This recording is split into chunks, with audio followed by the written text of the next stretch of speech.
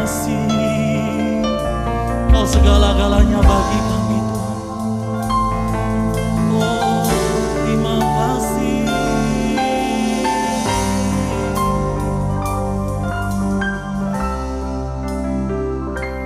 Kau Bapa yang mengasihiku, kuasa-Mu memulihkanku, hati yang baru Kau berikan untukku dapat melihat rencana-Mu indah bagiku. Kau ada di setiap jalanku, hatiku haus dan lapar akan Engkau.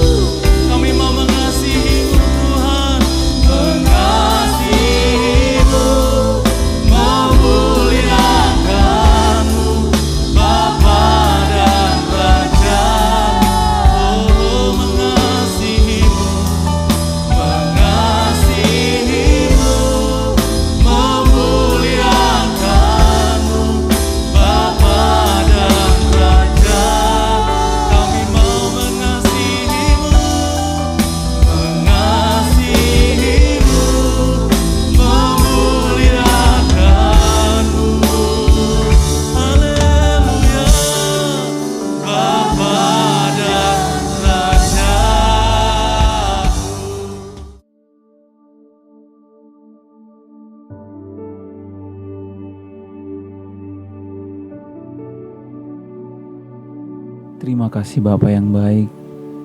Kami telah menaikkan pujian kami Tuhan, ucapan syukur kami bagi Engkau Bapa.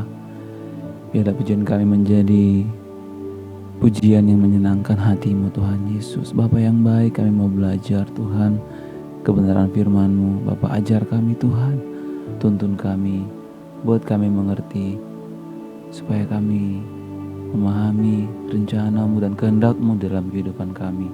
Terima kasih Bapa yang baik. Kami bersyukur dalam nama Tuhan Yesus. Kami berdoa dan bersyukur. Haleluya. Amin. Shalom Bapak Ibu Saudaraku yang dikasihi Tuhan.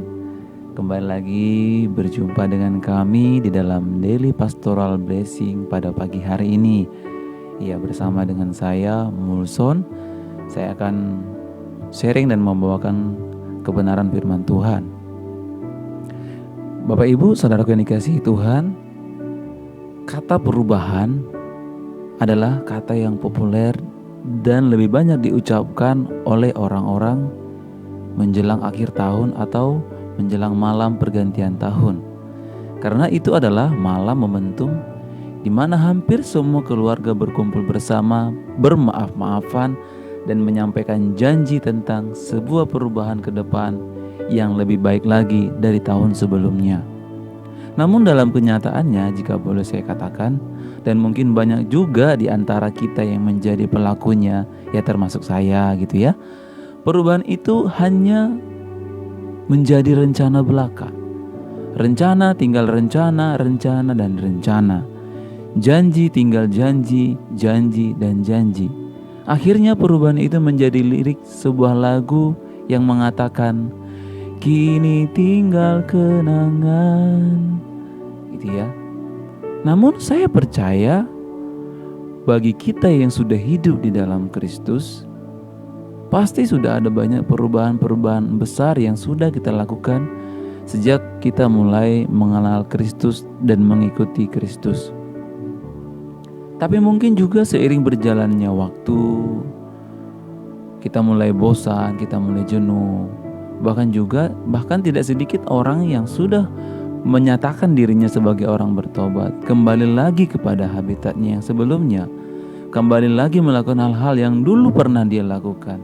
Nah, apakah yang harus kita lakukan supaya kejadian yang sama tidak terulang kepada kita?